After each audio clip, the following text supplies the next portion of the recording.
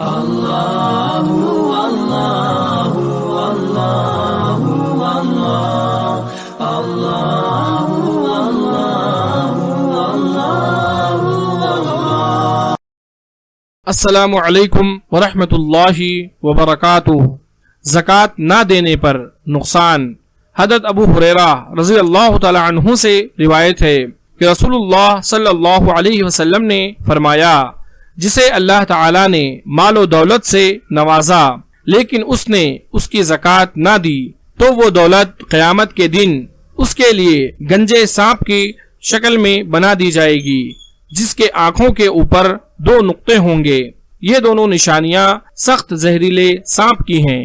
وہ سانپ اس کے گلے کا توق بنا دیا جائے گا، پھر وہ سانپ اس کی دونوں ٹانگیں پکڑ کر کھینچے گا اور کہے گا، میں تیرا مال ہوں، میں تیرا خزانہ ہوں۔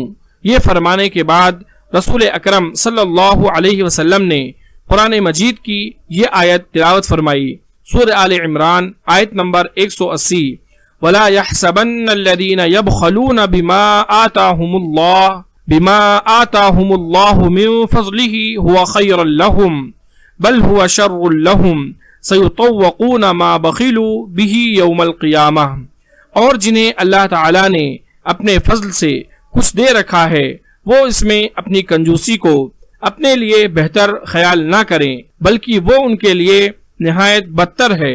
ان قریب قیامت والے دن یہ اپنے کنجوسی کی چیز کے توق ڈالے جائیں گے۔ بخاری حدیث نمبر 1403۔